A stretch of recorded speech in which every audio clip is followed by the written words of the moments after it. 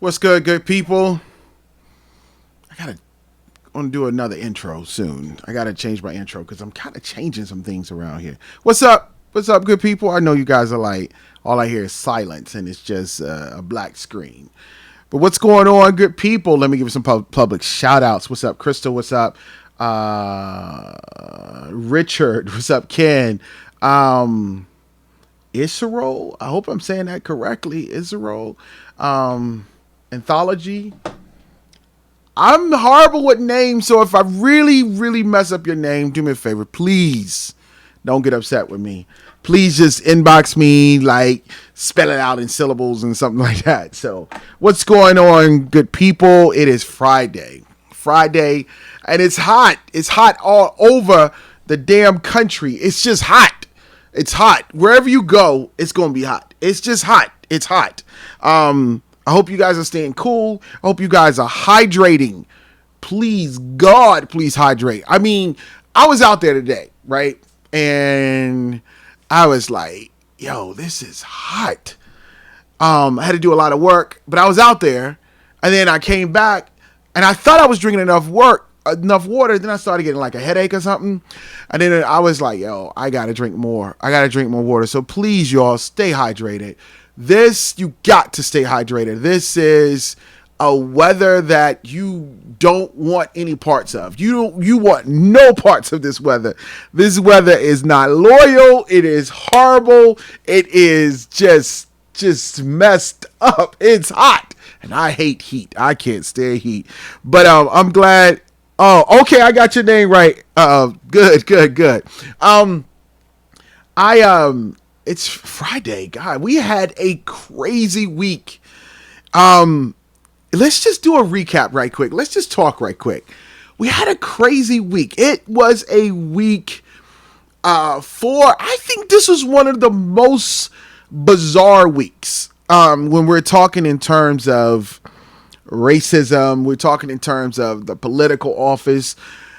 I think we all in America right now are just so stressed. We're like really stressed. We're trying to figure out, what is he going to say next? What is his crowd going to say next? What's going to happen? Everybody's on pins and needles. Everyone's saying to themselves, I don't really know what's going to happen because I'm sick of him and this is racism, but I'm glad this is coming out. But what are we going to do about it? It's been a strange, bizarre week. Let me give some more shout outs. What's up, Corey? What's up, Rochelle? What's up, Sophie? What's up?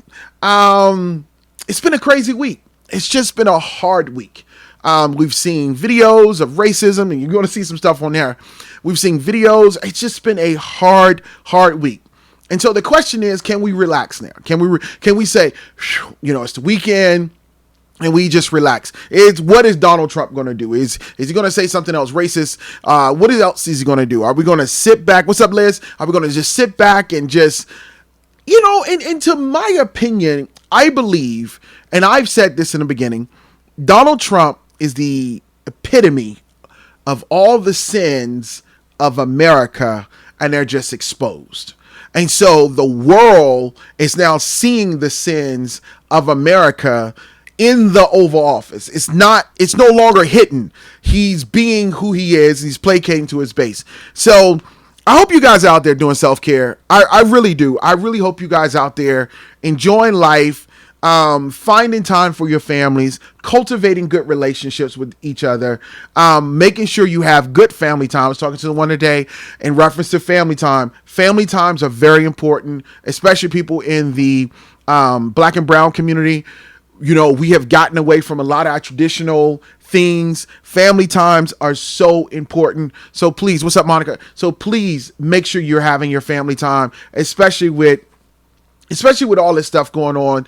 Kids need to talk. Kids don't understand what's going on. They feel a sense of anger, and you don't want your children, especially our black males and brown males, you don't want them growing up with this this anger, this solid anger inside of them, and they have no way to turn on it. Please talk to your kids about what's going on, because this is real life. This is real life, and don't think that they are young and they don't understand. They may can't put it into words, but they know what's going on.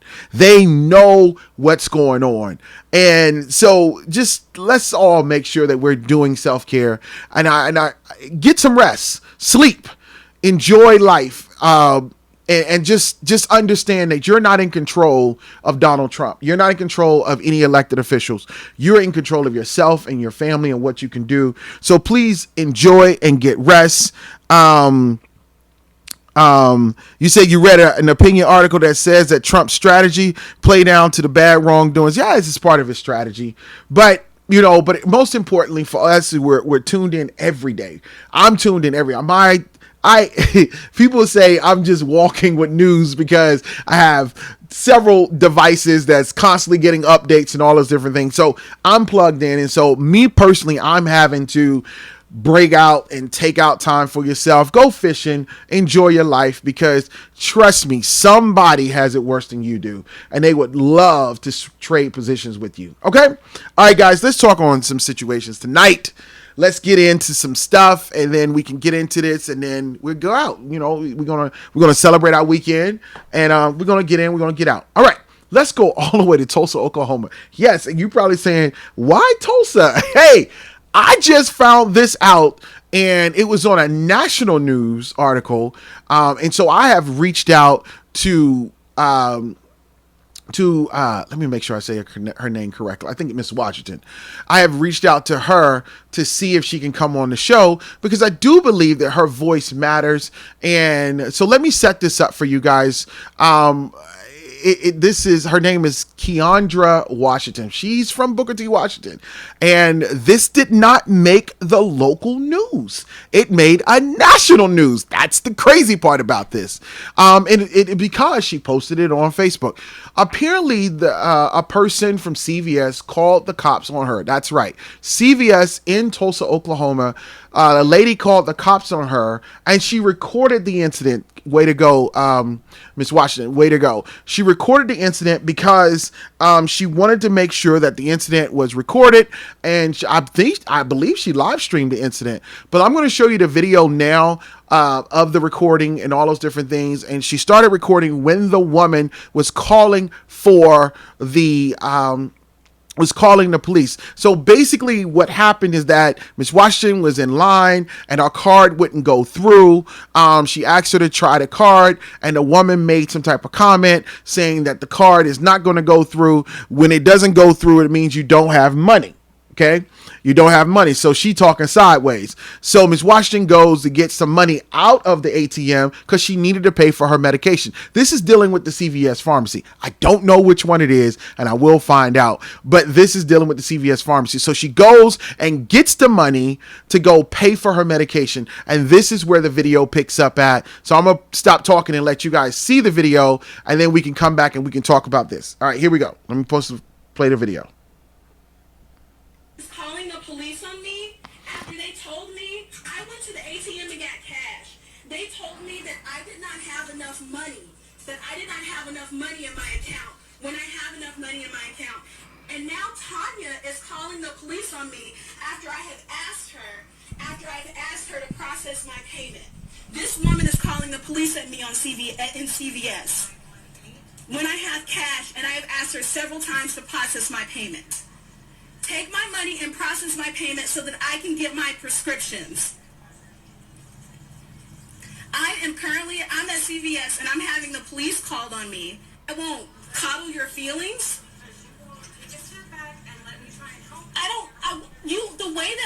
Tanya, the way that you can help me now is to process my payment and allow me to leave this establishment, because that's what I want to do. Okay, well, you've already forfeited that. I didn't forfeit anything. I never attacked you. I never attacked you. I didn't attack you. Fault. That's not your fault, and I didn't blame you for that. Last month, my prescription was messed up. That was not your fault. But the issue was when I'm there in the car, Samira's trying to process the payment. It's not processing. Instead of trying another register, you tell me I don't have enough money when I know that I do. We tried it there several It's fine. We don't even have to go over it again. Just, please. You signed for the prescription.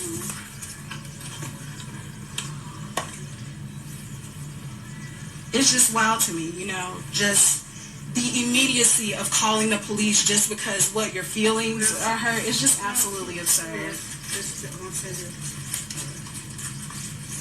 to do that if they're having What was the problem? She wanted me to hear her out. Is that against the law that I don't want to listen to her?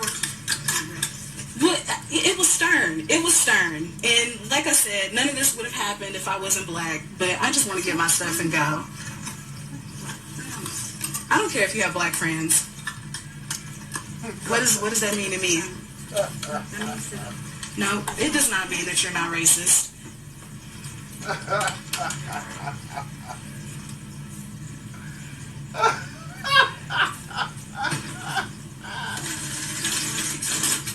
What's my change?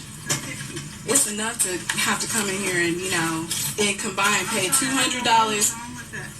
What was wrong with the machine? It's a lot of things that went wrong. But I'll take it up with corporate. I will be taking that up. I got Debbie, Samira, and Tanya. Got your names? Got my recording? Thank you, ma'am. Oh, Lord, I didn't drop my wallet. Ooh, I'm so straight, y'all. And normally I wouldn't go live for this, but honestly, I've seen what happens when, white women get their feelings hurt and start calling the police. And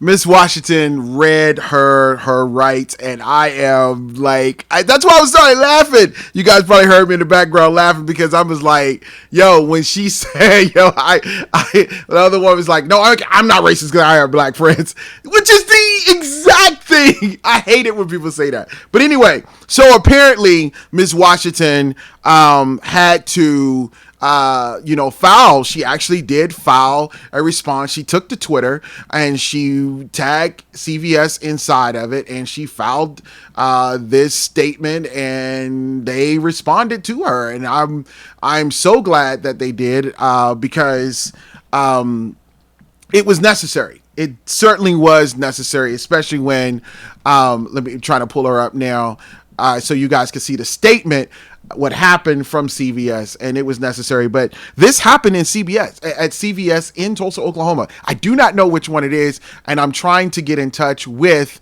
Miss Washington so that we can go and talk with her in reference to this incident, what happened. So here's the CVS statement that they sent to her. Let me put it on the screen for you guys so you can see it.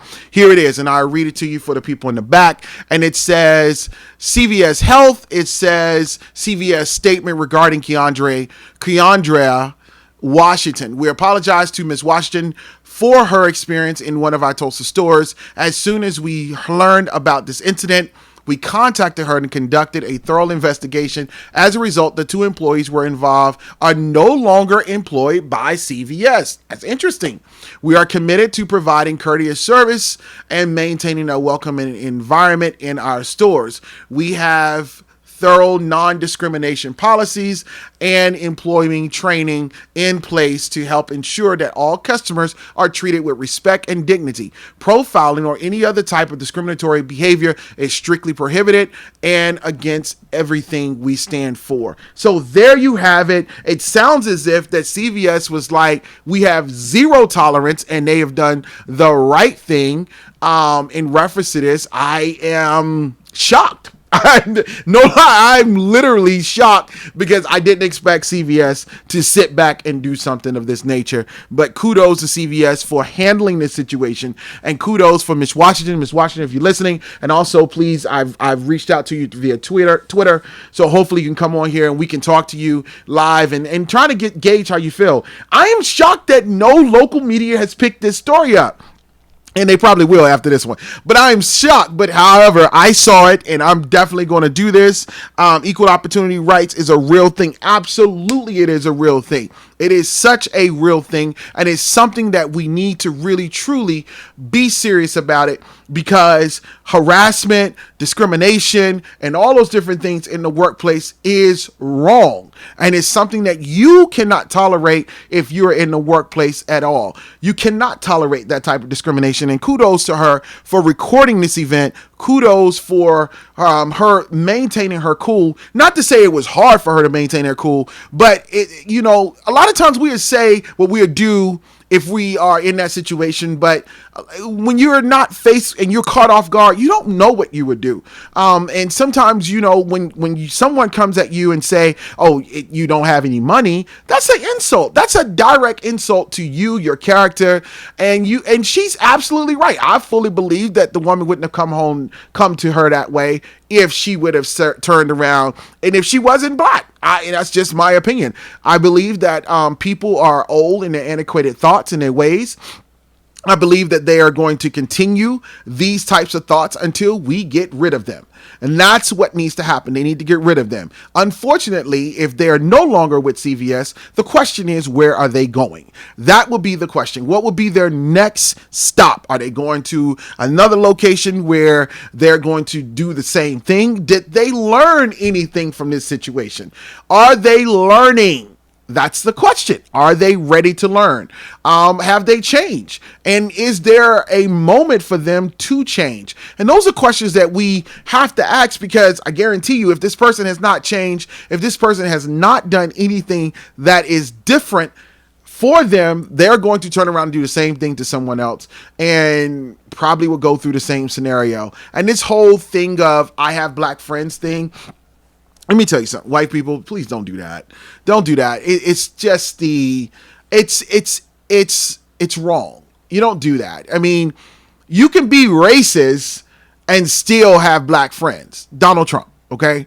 There could be people who you tolerate that you want around them, but you could still be racist. So for people who say, "Oh, I'm not racist because I have black friends," that's even worse. That's pouring salt to the wound that doesn't need to be poured in. If you're not racist, you don't have to justify that you have black people around you, or black people, or I've heard them say to me, "I have mixed babies," or "I have grandchildren that are mixed," or something like that. I mean, you don't have to prove that to me. You show that you're not racist in your behavior. That's the only thing I'm concerned about, in your behavior. If you cannot show in your behavior that your behavior is not any form of racist intent, then I'm okay with it. But if you are showing in your behavior,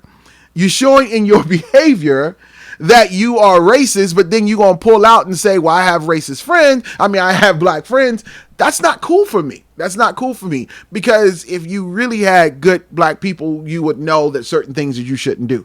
You just know those things. But hey, that happened in Tulsa, Oklahoma, and I'm glad that CVS decided to say, "Hey, we're going to deal with this. We're done, and this is what we're going to do."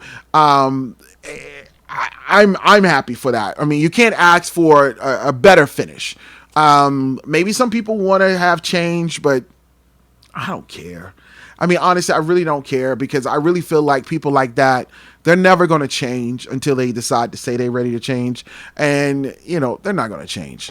They're not going to change at all. All right, guys, let me go on to another story. Because I want you guys to see this. This happened here in where was this? Illinois? I think it was in Illinois. Let me try to pull this up. This is in Illinois. I posted on my Facebook page. Some of you guys may have seen it.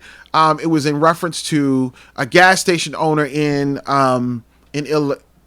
was it in Illinois? No, it was Indiana. I'm sorry. I apologize. It was Indiana.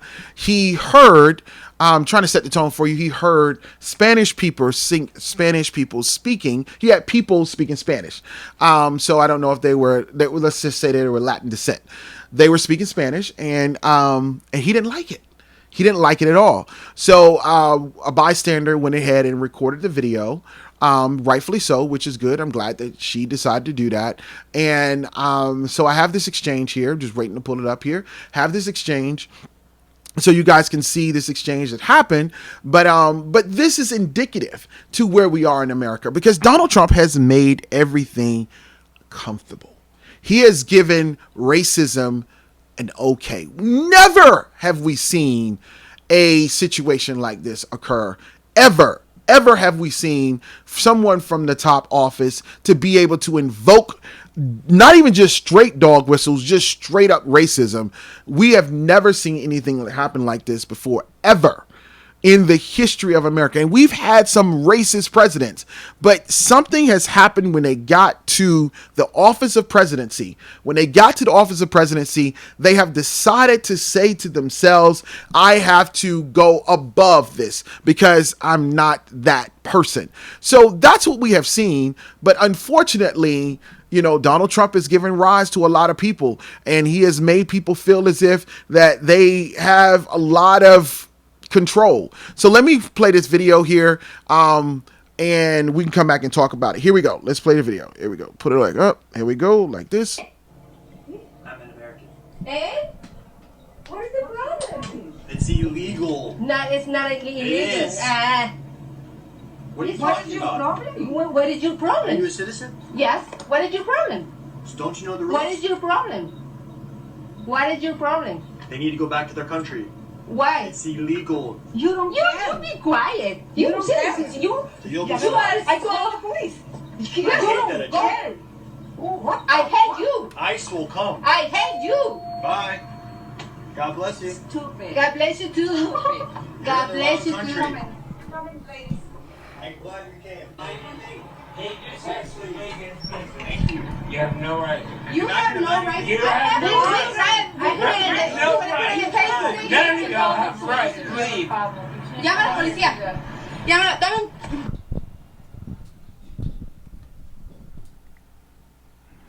So this idiot decided to do this, and he told them that they need to go back to their own country. The same thing that white people use, calling police, they're also using calling ICE on people who they feel that are undocumented workers. And from our understanding, that Mobile has now, or that convenience store has now fired this particular asshole, and gratefully, I'm glad. But this speaks to a bigger question. How many more people are going to be emboldened? How many more are going to come out and say to themselves, I have a right to express my feeling? You do have that right. But what you don't have is the right to continue to keep your job. That's what you don't have. You don't have the right to continue to keep your job. And kudos to these employers. These employers are basically saying, from now on, we are no longer playing this game. We're no longer playing this game where you feel that you can go out here and say what you can say to customers and also to people who work along with your coworkers. We're getting rid of them because any form of intolerance of racism, we're not going to tolerate it. Also, that's a lawsuit waiting to happen. Just thought I'd let y'all know that too. That's a lawsuit waiting to happen. All right. Let me go on to this another story here. I'm almost wrapping up, but let me go on to another story. Here's this headline here. The headline says 16 prisoners died in 1 month in Mississippi, and their family wants to know why. Let's read some of this stuff here, and I'm going to go in, and it just basically says that Nicole, just let me highlight this. Nicole's family expected to welcome her home next week from Mississippi, where she served 6 years on a drug conviction. They buried her instead. Rothman, which is Nicole's last name, 33, died August 23rd at a hospital in Jackson. And her family says the state hasn't given full explanation of what happened. Prison officials told her father, Keith Rothman, that Nicole, a mother who has struggled with meth addiction, died of an aneurysm. But a doctor at a hospital told Nicole's father that the aneurysm was a result of meth she used regularly while detained at Central Mississippi Correctional Facility in Pearl. I know my daughter was no angel, but she was responsibility of the state. She lives outside of Chicago. This is what she said. She also said that Nicole is one of 16 inmates between the ages of 24 to 75 who died in state's custody in August, a figure that has renewed concerns about the state's treatment of its prisoners, including Medicare, as they receive. The cause of death of the prisoners has not officially been released, though correctional facilities said that most died of what, you know it, natural causes. One inmate was killed in the fight, correctional facilities added, without releasing the data, that August deaths do not reflect the spike. But in a state with one of the highest, the country's incarceration rate, where a lack of funding for prisons have driven chronic problems within understaffing and overcrowding, prisons reform advocates and relatives of prisoners who died are not going to give officials the benefit of the doubt. That's where I really want to kind of turn this story into a whole dialogue, and let's talk about this. And I'm going to tell you why this is so imperative to talk about. The reason this is imperative to talk about is because, ladies and gentlemen, what we have, and I have had the pleasure of speaking with nurses, doctors, intake staff, dealing with the county level of jails to prisons. A lot of the deaths that we're experiencing right now is coming from drug addictions. Okay? They're coming from drug addictions. And you would probably ask yourself this question. Well, if they have, how are they getting drugs, right? Well, a lot of times they come in the county jail with an addiction, right? So the addiction doesn't go away. And we know that in the county jail, there's contraband. We know that in prison, you can get drugs. We know that. That's if you believe that no drugs are in jail and in prison, you're living under a rock. So we know that.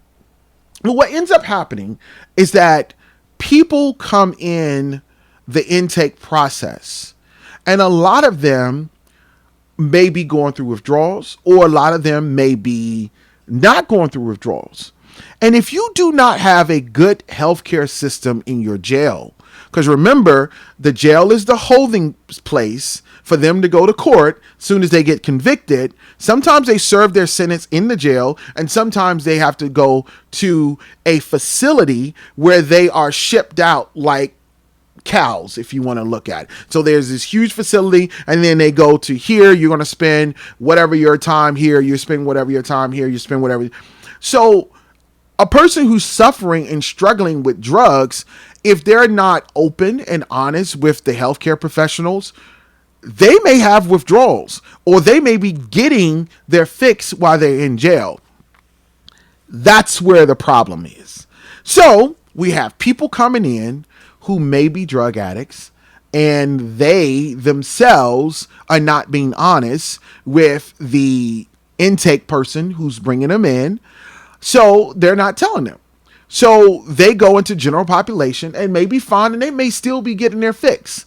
And then they turn around and maybe go to still getting their fix, or they may get to a point where they stop getting their fix, and then they get to a point of having withdrawals. A lot of these facilities may not have Narcan, when we're talking about heroin. A lot of these facilities may not be equipped, or they may not even go. And a lot of people are afraid to go to the medical wing because they're in fear of, maybe they feel like they're a snitch, or they may be fear of their safety. A lot of people are afraid of that.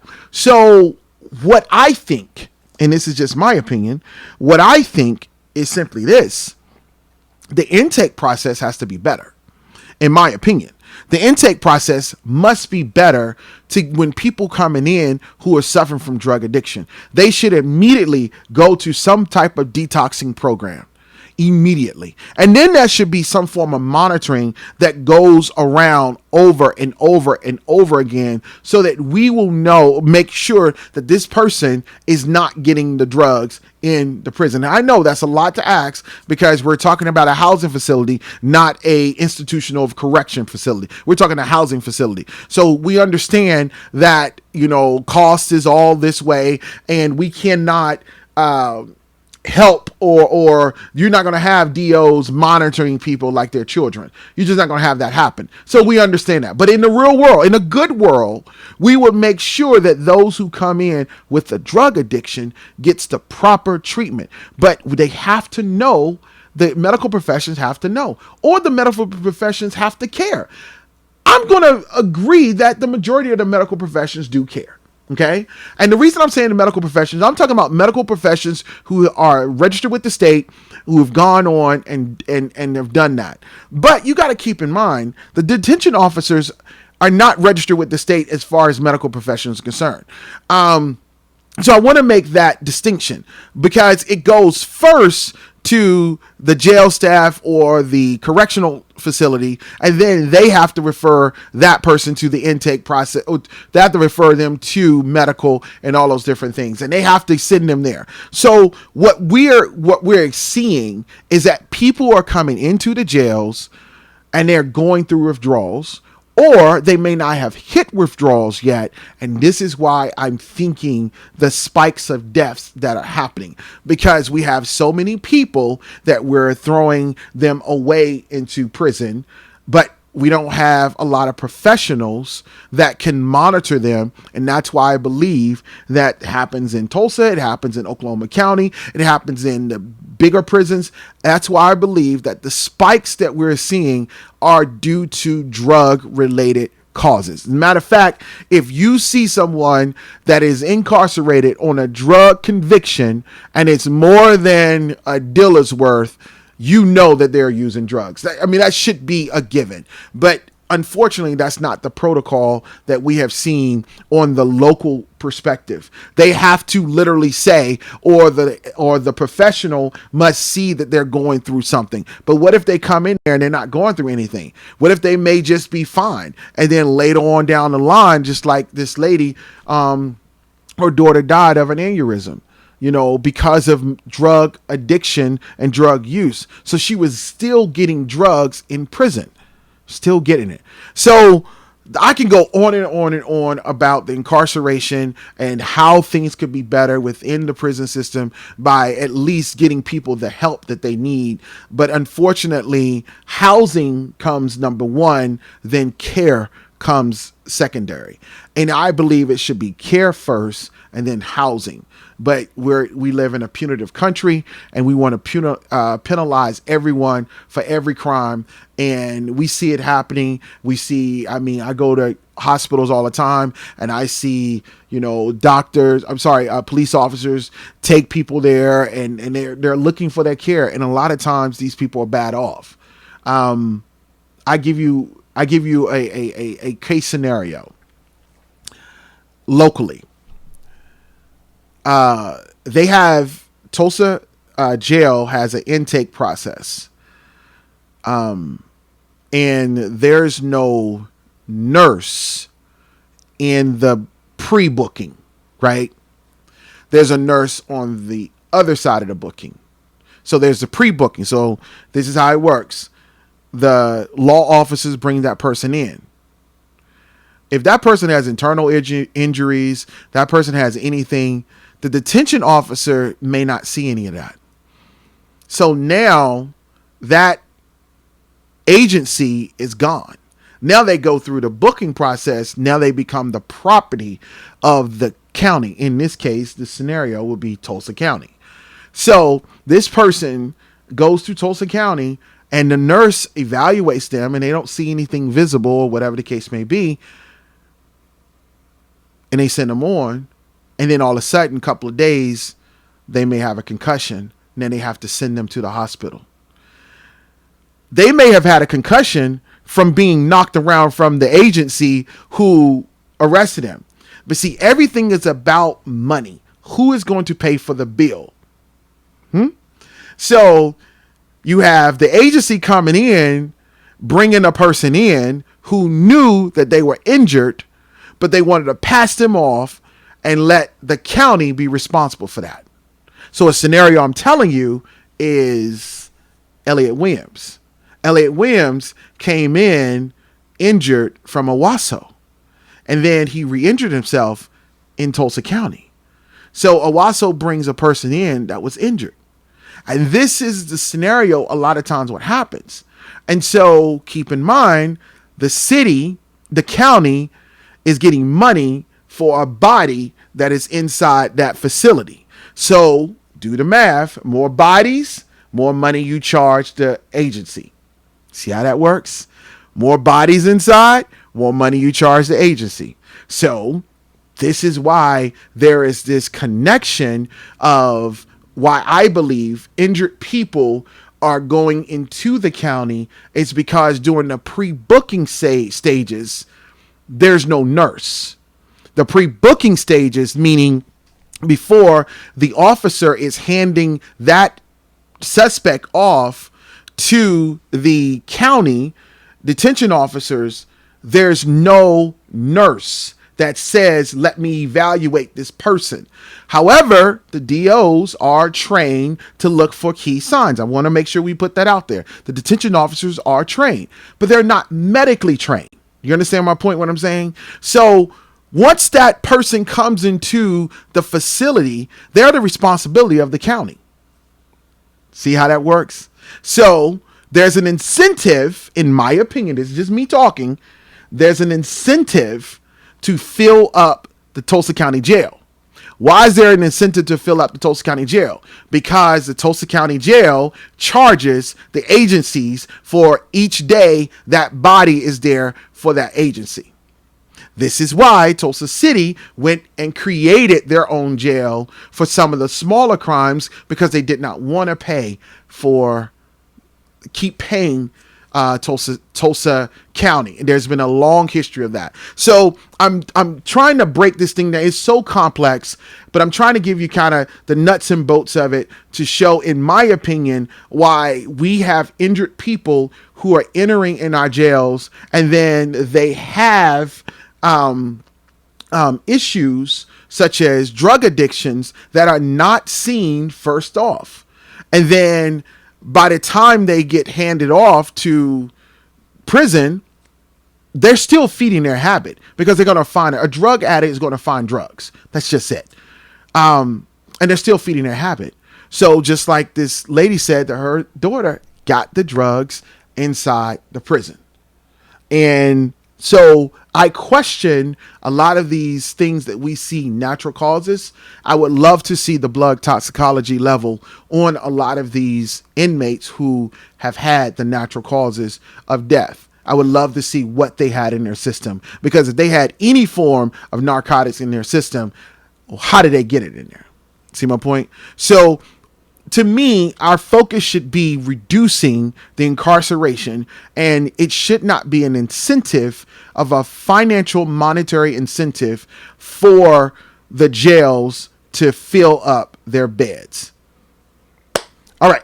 Thanks for listening, guys. I really appreciate it. I'm going to go on to my last and final story. It's a nice one, okay? My last and final story of the night. And I hope you guys are getting something from this, because I know I am. You know, we all learning together. And again, if there's something that I've said that you guys want to correct me on, or you guys want to know more about, please let me know. Please, please, please let me know.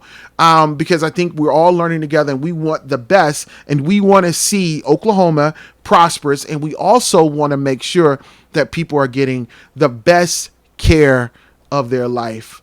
And a lot of times they are only getting care when they go to jail. All right, guys, my last and final story. You know who this young man is right here. This young man is Jaden Smith. This young man right here. Jaden Smith has done something miraculous. He has created a food truck called I Love You. It's an I Love You restaurant. Jaden Smith said, today we launched, this was last week, but today we launched our first 1-day food truck pop-up in downtown LA. Keep a lookout, because this is the first of many. This food truck, ladies and gentlemen, is supposed to give homeless an option to eat for free. It's a vegan option. It says Los Angeles has a homeless population of approximately 50,000 people. People are saying this is dope. This is Kevin Hart.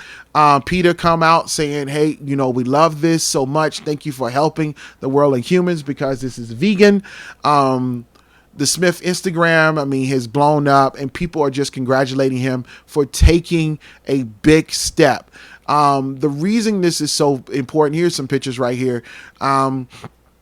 He has I Love You restaurant. His mom, it says Jaden Pickett Smith. Jaden's mom shared the touching birthday tribute to her son, calling him a tangible joy. After my first trimester being pregnant with you, you were some of the happiest moments. It was some of the happiest moments of my life. She wrote this on an Instagram post. Ladies and gentlemen, I posted this last week, and I think this was beautiful. And the reason I think it's beautiful is because at the end of the day, we should be doing what Jaden is doing, and that is feeding people. Simple. For those who are spiritual and follow the Bible, there's a scripture that says you find a man hungry, you feed him. I think this is tremendous. And you guys may not have the financial means of Jaden Smith. You may not have the wherewithal to go and buy a food truck. That's not what I'm asking you to do.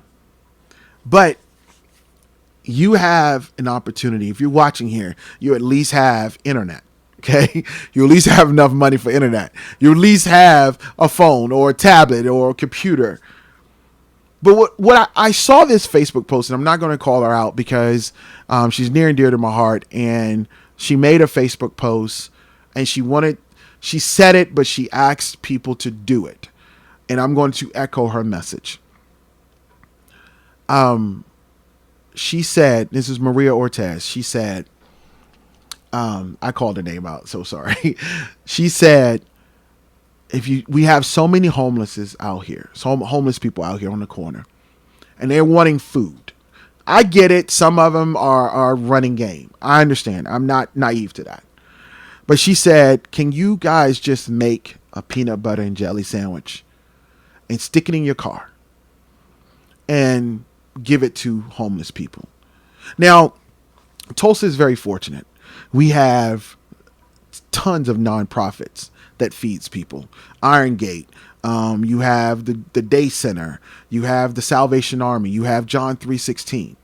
You have tons of places that will give people food for free. So I'm not naive to that. But we travel. Have you noticed that the homeless community is spreading out more? They're not as localized in the north. They're midtown, they're south, they're west, they're all over, right? And their community. And a lot of times that may be the only food they eat for a couple of days. So I challenge you guys, and I'm going to do the same thing. I got plenty of bread. I'm gonna slap up some peanut butter and jelly sandwiches or some or whatever, and give. It's hot out here. People need food. Get some bottled water. You can go buy a pack of 24 packs of bottled water for $2. Dollar Tree. Go buy some water. Give back. I challenge you, and I challenge myself to give back, to help people, because this is what makes America great, is how we come together and we help people who are in need. We don't need to know their story. We don't need to know how they fell on hard times. We don't care. That should not be your issue. Your issue should be is providing the need. If that person is hungry, give them something, or go buy them some food. Go buy them something. Go buy them a hamburger. Go buy them something. Give back. Help our fellow man and woman. Please give back. That's all I have for you guys tonight. I hope you guys got something from this. I really appreciate you guys taking out the time and just listening and joining. Do me a favor, share this video. It could be helpful for some people. And I will see you guys next Tuesday. God bless. Take care. Have a great weekend. Peace.